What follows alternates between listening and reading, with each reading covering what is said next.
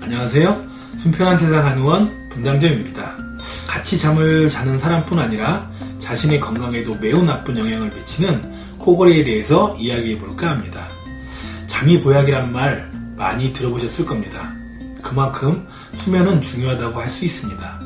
코골이를 단지 본인의 잠버릇이 나쁘다고만 생각하시는 경우가 많은데요. 심한 코골이는 내 몸이 보내는 건강 적신호입니다. 특히 아이들의 코골이를 단순히 피곤하겠지 하고 방치한다면 만성 피로, 집중력 장애, 성인 코골이로 발전하기 때문에 적극적으로 치료를 해주셔야 합니다. 코골이가 생기는 원인에는 어떤 것들이 있을까요? 크게 코의 문제, 구강 및 인후의 문제, 턱관절의 문제, 이 세 가지로 나눠볼 수 있습니다. 첫째로 코의 문제인 코막힘과 구강호흡이 원인이 된 경우입니다. 코가 막혀 입으로 숨을 쉬는 것을 구강호흡이라고 하는데요. 구강호흡을 할 때 코로 들어오는 공기와 입으로 들어오는 공기가 목젖에 부딪히면서 코골이가 발생하게 됩니다. 원래 사람은 코를 통해서 호흡을 하게 되어 있습니다. 하지만 비염이나 축농증과 같은 질환으로 인해서 코의 숨길이 막히게 되면 사람은 부족한 호흡을 위해서 구강으로 호흡을 하게 되어 있습니다. 이에 대한 적절한 대응을 하지 않고 만성적으로 이어지게 되면 구강호흡이 고착화되어 버리게 되는 것입니다.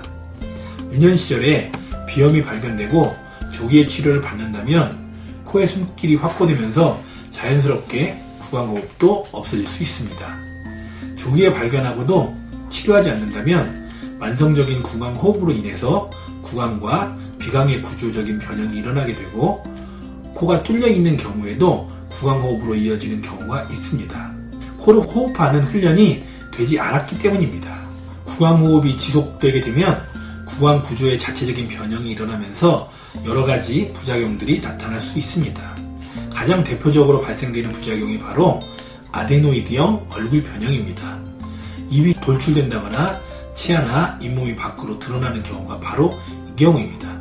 다음은 편도선, 아데노이드 비대, 목 안쪽의 근육, 연국의 편도 조직, 목젖 등이 탄력이 떨어져 늘어난 경우에도 코골이가 발생하게 됩니다. 이것이 구강 및 인후의 문제입니다. 특히 편도비대와 아데노이드 비대가 중요합니다. 편도와 아데노이드가 너무 커져서 기도를 막기 때문에 코골이가 심해집니다. 또한 코골이가 오래되면 목 주변 조직이 늘어납니다. 이미 이 부위의 조직들이 심하게 늘어져 있으면 수술 등의 외과적인 치료가 필요할 수 있습니다. 다만 주의할 것은 이 부위의 조직이 늘어나는 것은 원인이 아닌 결과물이기 때문에 수술을 하기 전에 원인을 제거하는 치료를 해야 합니다. 마지막으로 턱관절의 부정교합으로 인해 기도가 좁아지며 발생되는 원인입니다. 턱관절이 지나치게 뒤로 밀려 들어가 있는 분들은 기도가 좁아지게 되면 심한 코골이가 시작됩니다. 반대로 주걱턱은 이 원인으로 코를 골지 않는다고 합니다. 거울을 보면서 스스로 점검할 수 있습니다. 어금니를 물고 입술만 벌려서 앞니를 볼 때 아래치아가 위치아에 반 이상 가려져 있으면 이에 해당됩니다. 2급 부정교합이라고 하며 코골이 환자 중에 이런 분들이 간혹 있습니다. 이 경우 비염치료요법과 턱관절 교정 치료가 코골이 치료에 도움이 됩니다. 아이들은 보통 비염 때문에 코가 막히고 편도와 아데노이드가 너무 커져 기도를 막아 코를 심하게 골게 되는 경우가 많습니다. 코골이를 방치하면 어떻게 될까요? 수면의 질이 떨어지기 때문에 충분한 수면을 하지 못해서 낮에 피로감, 졸림 등이 있을 수 있고 성격 변화, 공격적인 성격, 자극, 과민성, 불안감, 우울 반응 등이 이에 해당됩니다. 성기능 감퇴, 발기부전, 이산화탄소 축적으로 인한 심한 두통 등의 증상이 나타날 수 있습니다. 장기적으로 수면 무호흡증이 반복되면 저산소증이 유발되어 심장과 혈관계통에 악영향을 미쳐 결국에는 고혈압 및 동맥경화를 초래하게 하고 그로 인해 심장병, 뇌혈관 질환, 기관지 폐질환 등 발생 위험을 높입니다.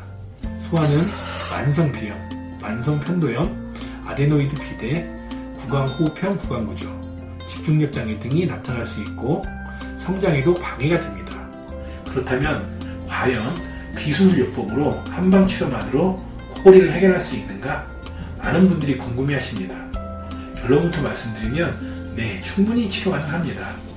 코골이의 원인 중 기능적인 원인, 면역기능, 장부기능, 체온조절기능, 진액부족 등 기능적인 원인과 구조적인 원인을 정확하게 진단하여 치료하면 됩니다.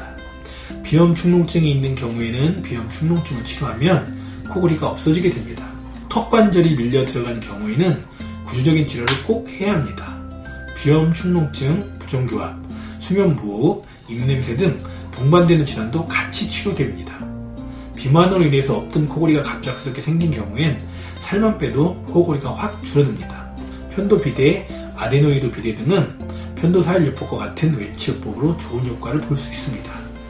다만 반드시 원인을 치료하는 것이 먼저입니다. 면역기능의 회복, 장부기능의 균형 회복, 체온조절 기능 회복, 진액부족의 해결 등이 기능적인 원인 치료이며 또한 구조적인 원인 치료가 되고서야 그런 연후에 양압기를 쓰든 살을 빼든 비강사회를 하든 증상치료를 하든 더욱 좋은 효과를 볼 수 있습니다.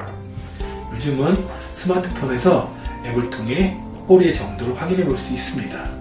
0에서 20%까지가 정상의 범위이며 그 이상 넘어가면 진료를 받아보시는 게 좋습니다. 코골이는 단순히 피곤해서 나타나는 증상이 아니라 심각한 질병으로 생각하셔야 합니다.